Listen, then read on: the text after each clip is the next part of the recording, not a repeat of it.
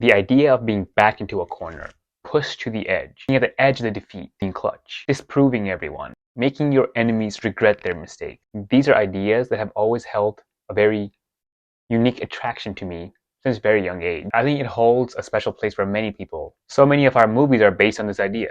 Our favorite athletes operate on it. Our favorite artists do similar things. If you observe your own thoughts, you might also witness that you do the similar thing as well. And in this video, I'll make the case that this is no different from someone that has a gambling addiction. It is actually the very thing that gamblers are addicted to, odds, and the feeling of constantly beating it. I think this feeling can be so addictive that people often self-sabotage and put themselves into the corner. We all have an idea of how harmful gambling can be, but we don't always see it in our day-to-day living. It doesn't even have to be a type of addiction that society names extreme. People that procrastinate their work, people that are chronically late, people that push others away. This is all a form of chasing shame and loss. Shame and loss that we eventually want to overcome. And we all have differing levels of this, I think, but I definitely see it in everyone, including myself. I see it in my friend that's addicted to fantasy basketball stats. I see it in my friends who's addicted to League. I see it in myself who's addicted to sending reels and constantly scrolling. I even see it in my friend who's a complete workaholic. How much is too much? How much can I play before I get yelled at? How many reels can I send before it starts to make no sense? How much work can I do before my body breaks? As soon as we set a limit to these things, our mind automatically wants to push the edge. While we typically associate beating the odds with positive traits, even other rules like I'm going to be eating this much today and not much more than that. A rule like that, the gambling mind will want to break eventually anyway. It wants to push against that. How dirty can I make my room before it's unbearable? How clean can it be before I'm considered OCD? How much can I yell at my partner before the breaking point? How much can I get yelled at before I crash? These are not positive things necessarily. Those are all also forms of pushing against the edge. Rightfully, we don't look upon those as a positive trait. This gambling mind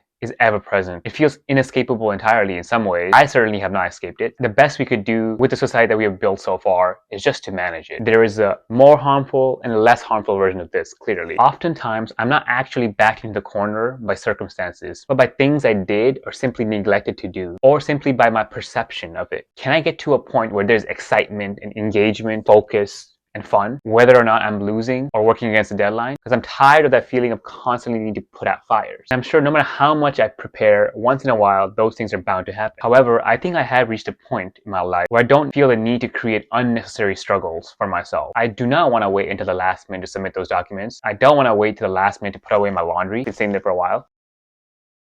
There's definitely a certain amount of admiration we give to people that live in an organized chaos fashion. In this case, they're not gamblers and they're not the ones creating the circumstances, but their life does feel like a certain constant display of putting out fires. My favorite superhero will always be Spider-Man. He's a definition of moving forward while constantly putting out fires. He has stuff everywhere. He's always late because of how much he has to take care of. This panel of him asking the kid that he just saved for $1 to buy a hot dog, it fries me every single time. He's always restrained, but always gets back into a corner where he's tested on that restraint. Yet, even in these moments of being backed into the edge, he's consistent with his mindset, consistently maintaining good morale, living up to his value and his life code, still being very funny and quippy and annoying, at least to his villains. And I think the reason why so many of us like a character like him is because we see ourselves in him, obviously. I will say though, this is truly an example of life forcing bad circumstances on him, because that's just the way he's written. Him taking responsibility is part of that lesson that we learn. In my case, and in many of our case, in my opinion, it's just us creating our own bad circumstances and waiting for very last minute to take responsibilities. There is no glory in that because we could have avoided it. And as I grow older, although I continue to love Spider-Man, I truly admire people that are fully in flow. I think Western culture often doesn't depict those characters. In fact, I can't think of a single character or superhero that's in flow or balance. But this type of concept is constantly prevalent in Eastern culture. Characters like Luffy or Musashi or Goku have their admiration from Western cultures when they're angry and backed into a corner, getting a new transformation. However, in their peak form, as they're written, they're often in their most balanced, light-hearted, and goofy mood. And I wonder if that reflects what the cultures themselves value. In some sense, in those forms, they're in their most potent characteristic of themselves. Being forced into a corner only reveals who they actually are. It doesn't change them in that way.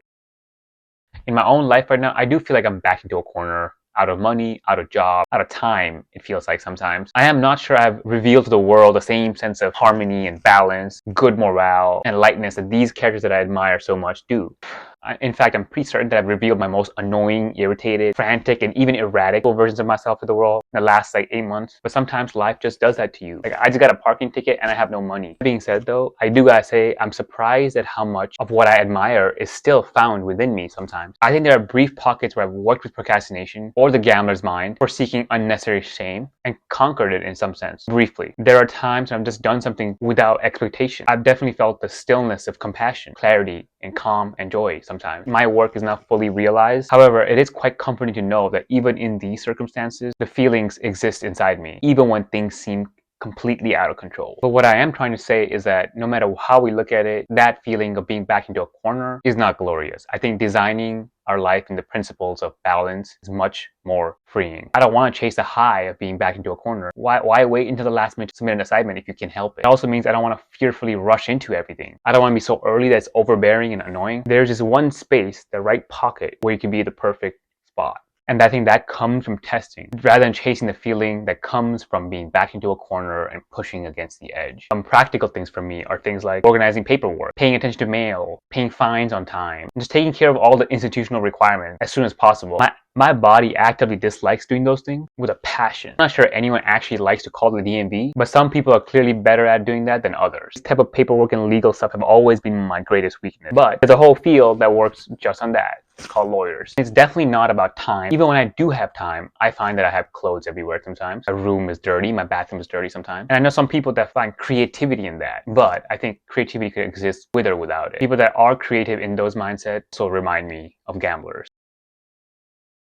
And truth be told, I think society as it's structured does want you in that place of being always on the edge and constantly stressed in some sense. I'm not saying it's a grand conspiracy or something. That being said though, the world isn't organizing itself to let you do those things with a peaceful mind. Like the terrible things constantly happening in our news cycles. Like finding out half the country doesn't believe in medicine or evolution. Or social media companies spend billions and billions of dollars just to keep you addicted, or how the US might be toppling into a dictatorship as we know it, constantly plugged into the feeling of outrage and relief. We are made to freak out and constantly panic and push against the edge, and sometimes there's a good reason for it. Yet we're stuck living in this mind. No matter how much the world seems like it's burning, the ones that do want to take advantage of you are the ones that look at your gambling mind and capitalize on it. They look for people that chase after justice, people that are always lonely, the people that require constant attention, the people that are angry, even if for the right reason. People that are looking for ways to improve all the time. All things that are sometimes positively seen, but all have the same principle of shame chasing. The antidote to a world on fire is a mind at peace. It might sound selfish, and it might not be the constant right way to be, but it is the only way we ensure that we have as accurate a vision of the world as possible. The institutions and conditions we have set in place for ourselves will almost always lead you astray without it, even with the best intentions. So to beat the system, we kind of have to be on point first. Don't fall for the trap for bureaucratic rage bait.